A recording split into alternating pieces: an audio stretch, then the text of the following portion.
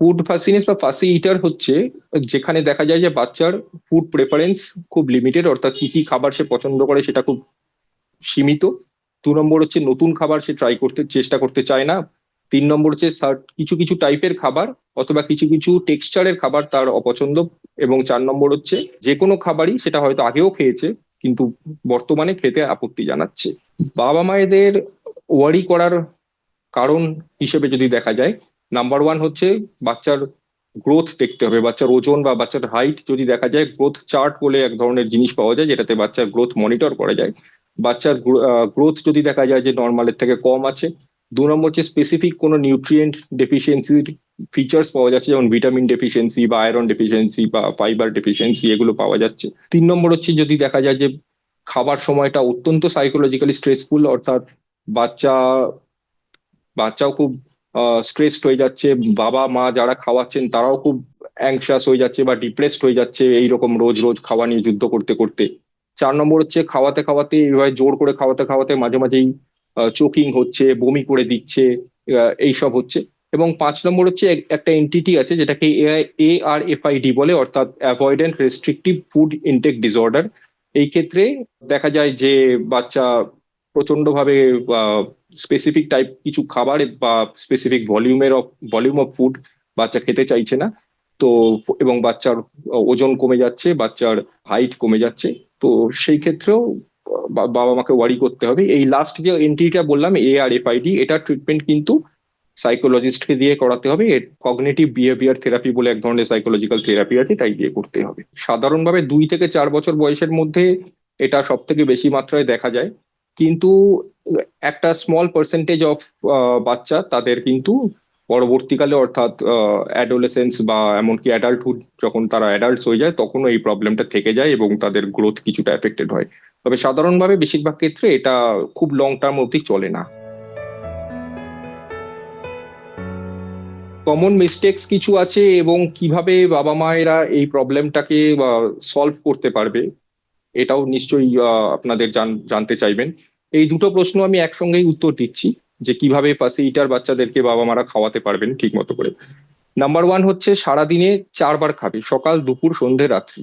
এই 4 বার ছাড়া অন্য কোনো সময় খাবে না। এই মাঝখানে মাঝখানে অল্প একটু বিস্কিট, একটু কেক, একটু চিপস, একটু ফল, এইরকম ভাবে অল্প অল্প অল্প অল্প করে সারাদিন ধরে যদি খাওয়ানো হয়, একটু ফলের রস, তাহলে কিন্তু কোনো সময় খিদেটা থাকে না, ফলে কোনো সময় বাচ্চা পেট ভরে খেতে পারে না। 3 নম্বর হচ্ছে খেতে বসার 1 ঘন্টা আগে থেকে খাওয়ার মাঝখান অব্দি জল খাবে না, জল খেলে পেট ভরে যায়, বাচ্চা খাবার খেতে পারে না। 4 নম্বর হচ্ছে খেতে বসে টিভি মোবাইল দেখা বন্ধ, কারণ তাতে মাইন্ডটা ডিস্ট্রাক্টেড হয়ে যায় অন্যদিকে। 5 নম্বর হচ্ছে খাওয়া নিয়ে বকাবকি করা যাবে না। বাচ্চাদের সাইকোলজি হচ্ছে যে কারণ জিনিসটা নিয়ে বকাবকি করবেন ওদের কিন্তু ওরা সেটাই আরো বেশি করতে চেষ্টা করবে। 6 নম্বর বরঞ্চ উল্টোটা করুন, যেদিন ভালো খাবে সেদিন বাচ্চাকে প্রশংসা করুন, এটা পজিটিভ রিইনফোর্সমেন্ট হয়।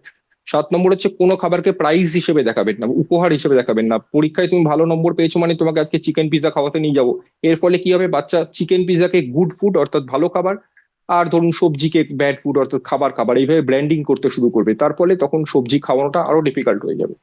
8 নম্বর বাড়ির সবাই একসঙ্গে এক জায়গায় বসে খাবে, ওই বাচ্চাকে খাইয়ে নিয়ে তারপরে বাবা মা খেতে বসবে, এটা ঠিক নয়।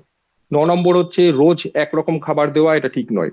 বা মোটামুটি আপনারা একটা রুটিন বানিয়ে নিন যাতে আপনি সপ্তাহে 7 দিন ঘুরিয়ে ফিরিয়ে বিভিন্ন রকম রোজ খাবার দিতে পারেন। নেক্সট হচ্ছে বাচ্চার প্লেট যতটা পারেন রঙিন করবার চেষ্টা করুন, অর্থাৎ যেমন ধরুন বাচ্চার নর্মাল খাবারের মধ্যে আপনি টমেটো কুচি দিয়ে দিলেন, একটু বেদানার দানা দিয়ে দিলেন, একটু আপেলের ছোট ছোট করে টুকরো বা কিশমিশ বা মটরশুঁটি সেদ্ধ করে ছড়িয়ে দিলেন। এটা হলে কি হবে, প্লেটটা কালারফুল রঙিন হবে, বাচ্চা অ্যাট্রাক্টেড হবে। নেক্সট হচ্ছে জাঙ্ক ফুড, যেমন এই বার্গার, পিৎজা, চকলেট, চিপস, এগুলো খাওয়া উচিত না। নেক্সট হচ্ছে বাবা মায়েরা যেটা খাবারকে অপ্রয়োজনীয় ভাবে পেস্ট করে বা মিক্সিতে বা মেখে ছাঁকনি দিয়ে ওইভাবে খাওয়ানো হয়, যেটা এটা বন্ধ করুন, প্রথম থেকেই এই অভ্যাসটা বাদ দিন।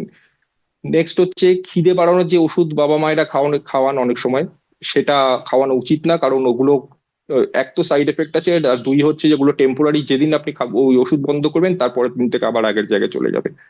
নেক্সট বাচ্চাকে নিজের হাতে খাবার খেতে দিন এবং এই অভ্যাসটা শুরু থেকেই তৈরি করুন, খাইয়ে দেওয়াটা খুব খারাপ অভ্যেস। নেক্সট হচ্ছে বাচ্চাকে রোজ নির্দিষ্ট সময়ে একই সময় খেতে বসো, মানে খেতে বসবে, এক একদিন এক এক রকম টাইমে খেতে বসলে হবে না। আহ এরপর হচ্ছে অনেক সময় দেখা যায় যে ধরা যাক আপনার বাচ্চা মাছ খেতে চায় না কিন্তু চিকেন খেতে চায়। এটা খুব কমনলি হয়, বা আমার বাচ্চা মাছ খেতে চায় না চিকেন খায়, বা ডিম খেতে চায় না মাছ খেতে চায়। তো সেক্ষেত্রে যেটা করতে হবে, ওই 2-3 দিন মাছ খাওয়ানোর চেষ্টা করলাম, করেই হাল ছেড়ে দিলাম যে না আমার বাচ্চা মাছ খায় না, এটা করলে হবে না। অন্তত 10 বার আলাদা আলাদা 10টা এপিসোড ট্রাই করতে হবে, এক। দুই হচ্ছে তাতেও যদি প্রবলেম সলভ না হয়, তাহলে বাচ্চা যেটা ভালো খায় অর্থাৎ মাংস, তার সঙ্গে আপনি মাছটাকে মিশিয়ে দিয়ে অল্প অল্প করে খাওয়ানোর চেষ্টা করুন। নেক্সট হচ্ছে এই মানে বাবা মায়েরা অনেক সময় করে থাকেন যে অন্য বাচ্চার সঙ্গে তুলনা, যে অমুকের বাচ্চা চেহারা অনেক ভালো, অমুকের বাচ্চা বা ক্লাস ফ্রেন্ড সে অনেক লম্বা, আমার বাচ্চা গ্রোথ ঠিক হচ্ছে না। এই জিনিসটার ফলে অনেক সময় বাবা মায়েরা বাচ্চা পর্যাপ্ত পরিমাণ খাওয়া সত্ত্বেও বাচ্চাকে আরো ফোর্স করতে থাকে আরো খাওয়ানোর জন্য। এইরকম ভাবে আনহেলদি কম্পিটিশনে যাওয়া উচিত নয়। যদি মনে হয় আপনার বাচ্চার গ্রোথ ঠিক মতো হচ্ছে না, আপনি আপনার শিশু বিশেষজ্ঞের সঙ্গে আলোচনা করুন। তিনি গ্রোথ চার্ট দেখে আপনার বাচ্চার গ্রোথ ঠিক আছে না ঠিক নেই সেইটা বলে দেবে। এবং লাস্ট যেটা একটা বলার, সেটা হচ্ছে যে এই তরল লিকুইড খাবার, যেমন দুধ, ফলের রস, চিকেন স্টু, এগুলোর পরিমাণটা কমান, বিশেষ করে দুধ, এগুলোর পরিমাণটা কমান, কারণ এগুলোতে যতটুকু না পুষ্টি হয় তার থেকে অনেক বেশি পেটটা ভরে যায়। ফলে সলিড খাবার অর্থাৎ ভাত ডাল খিচুড়ি যাই বলুন, এগুলো খাবার জন্য পেটটা খালি থাকে না। তো এই হ্যাবিটস গুলো প্রপারলি ইমপ্লিমেন্ট করলে আশা করা যাচ্ছে যে এই প্রবলেমস গুলো অনেকটা কমে যাবে। প্রবলেমস বলতে এক নম্বর হচ্ছে যে এসেনশিয়াল নিউট্রিয়েন্টস যেমন ভিটামিন, মিনারেলস, ফ্যাট, প্রোটিন এবং ক্যালোরি, এগুলোর প্রত্যেকটার ডেফিসিয়েন্সি হতে পারে, অভাব হতে পারে। এর মধ্যে খুব স্পেসিফিক ইম্পর্টেন্ট হচ্ছে যেমন আয়রন বা জিঙ্ক ডেফিসিয়েন্সি হলে অ্যানিমিয়া হবে, রক্তাল্পতা এবং ইমিউনিটির অভাব হবে দেখা যাবে। 3 নম্বর হচ্ছে যারা ভেজিটেবলস অর্থাৎ শাকসবজি ফল এগুলো খেতে চায় না, তাদের ফাইবার ডেফিসিয়েন্সি হবে, তার ফলে এদের কনস্টিপেশন হবে, কোষ্ঠকাঠিন্য, পায়খানা হবে না ঠিক মতো করে। 4 নম্বর হচ্ছে এদের ওজন এবং হাইট অর্থাৎ গ্রোথ ফেইলিয়ার হবে, বয়সের তুলনায় এগুলো কম হবে, ওজন হাইট কম হবে।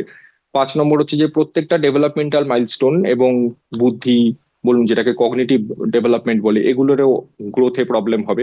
6 নম্বর হচ্ছে ধরুন খাওয়ানোর সময় যেটা আমি আগেও বলেছি, psychological stress of the child and the parents, অর্থাৎ বাচ্চার মধ্যেও একটা অ্যাংজাইটি কাজ করবে এবং মা বাবার মধ্যেও একটা অত্যন্ত মেন্টাল স্ট্রেস কাজ করে। 7 নম্বর বলা হচ্ছে ধরুন এটা লং টার্ম একটা হ্যাবিট হয়ে যেতে পারে, অর্থাৎ বাচ্চা কম বয়স থেকে শুরু করে হয়তো দেখা গেল অ্যাডাল্টহুড অব্দিও এই প্রবলেম চলছে এবং তার ফলে একটা লং টার্ম গ্রোথে এফেক্ট হতে পারে। আর লাস্টলি যেটা হয় যে খাওয়ানোর সময় খুব ফোর্স করে খাওয়ানোর দরকার পড়লে অনেক সময় ভমিটিং হয় বা চোকিং হতে পারে।